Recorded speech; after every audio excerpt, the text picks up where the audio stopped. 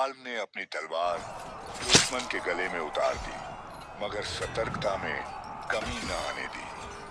जंग अभी खत्म नहीं हुई थी। दुश्मन सैनिकों की एक नई लहर उठ खड़ी हुई थी। ये कोई आधुनिक युद्ध नहीं, बल्कि लोहे से लोहा भिड़ने वाली जंग थी। जब लड़ाई जीत में बदली, वाल्म ने जश्न नहीं मनाया। मरने वालों का भारी बोझ उसके दिल पर था। पास में दस्ते के कुछ साथी एक घायल दुश्मन के आसपास खड़े थे। वह मुश्किल से सांस ले रहा था। उन्होंने उसकी पीड़ा खत्म करनी चाहिए, मगर निशाना चूक गए। वह बेहाल होकर कराह रहा था। झुंझलाहट से भरकर वाल्म ने आगे बढ़कर उन्हें हटाया, तलवार खींची और एक वार में उसकी पीड़ा खत्म कर दी। वाल्म इस दुनिया का रहने वाला नहीं था। वह पहले ताकाकुरा राइजो नाम का एक साधारण नौकरी पेशा इंसान था। एक सुबह ऑफिस जाते वक्त सीने में तेज दर्द हुआ और वह गिर पड़ा। उस दिन ताकाकुरा राइजो की जिंदगी खत्म हुई, मगर इस नई दुनिया में उसने दूसरी जिंदगी पाई। अब वह वाल्म था। गिरे हुए सैनिकों के लिए दुआ मांगते वक्त उसे जोश ने टोका। उसने कहा, वापस लौटने का समय हो गया है। कैंप लौटते वक्त जोश ने उसकी तारीफ की। उसने कहा, 9 दुश्मन मारे, तुझे गर्व होना चाहिए। वाल्म ने सिर्फ इतना कहा, गर्व करने जैसा कुछ नहीं है। गिनती बढ़ाने के लिए नहीं मारा, बल्कि अपनी ड्यूटी निभाई है। जब सरकार मारने का हुक्म दे तो सिपाही का फर्ज है। वह सिर्फ अपनी जिम्मेदारी निभा रहा है। जोश ने उसे बहुत ज्यादा गंभीर होने का मजाक उड़ाया। दोनों मैदान छोड़कर कैंप की तरफ बढ़ गए। रात को राशन खाते वक्त किसी ने कंधे पर हाथ रखा। यह दस्ते का लीडर डूवे था। नशे में झूमता हुआ वाल्म की तारीफ कर रहा था।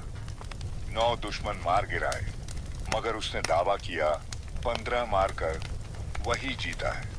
वाल्म ने हामी भरी। बोला, सर, आपको कोई नहीं हरा सकता।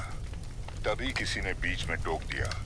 बोला, डूवे सर की जीत की वजह उनकी स्किल है। जादू तो एक चीज है, मगर स्किल तो जबरदस्त चीज है। जोश ने नए रंगरूटो बारिटो और नूर से मिलवाया। बारिटो ने कहा, स्किल कोई धोखा नहीं, अपनी मेहनत की कमाई है। डुए और बारिटो में बहस छिड़ गई। नूर ने पूछा, क्या सच में सर की स्किल किसी भी कवच को चीर सकती है? डुए ने सीना तान कर कहा, हाँ बिल्कुल। वाल्म और जोश जादू और स्किल पर बातें करने लगे। जोश ने कहा, डुवे सर कोई मजाक नहीं है। वह अकेले युद्ध का रुख पलट सकते हैं। उसने माना, वह भी स्किल पाना चाहता है। स्किल से अमीर बना जा सकता है।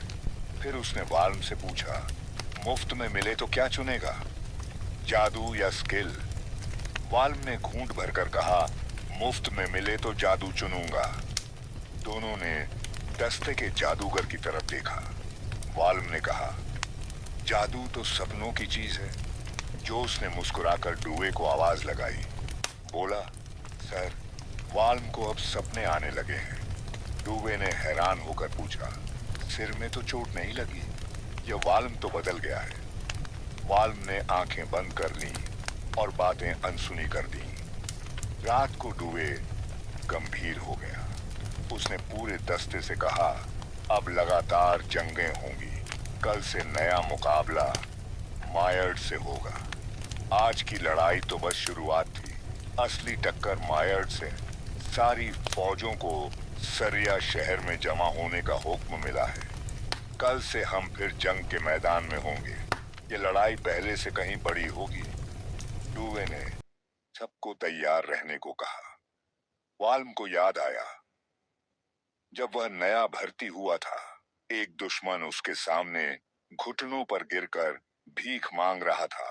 वह हिचकिचा गया था। तभी पीछे से दूसरा दुश्मन झपटा। डुवे और और जोश ने उसे बचाया था। उन्होंने चिल्लाकर कहा था, यह सपने देखने का वक्त नहीं है। वही आवाज अब फिर कह रही थी, सपनों में मत खो जाना। सरिया शहर पहुंच गए थे। सड़कों से गुजरते वक्त डूए ने कहा, बस कल तक इंतजार है। जोश ने साथ में पीने का ऑफर दिया। रास्ते में एक कमजोर युवती सड़क पर खड़ी थी। वह खुद को बेच रही थी। भिखारी और वेश्याएं सड़कों पर भरे थे। जोश ने सावधान रहने को कहा। उस युवती ने वाल्म को बांह पकड़ लिया। वह रुक गया। उसने खुद को पेश किया। वाल्म ने मना कर दिया। उसकी आंखों में निराशा थी। वाल्म ने अपनी थैली से कुछ पैसे निकाले और उसे दिए। बोला, खाना खरीद लेना। युवती की आंखें भर आईं। उसने शुक्रिया कहा और गली में भाग गई। जोश ने कहा, ऐसे मत दिया करो। खबर फैल गई तो भिखारी तुझे घेर लेंगे। अपनी अच्छाई पर काबू रख। वाल्म ने सिर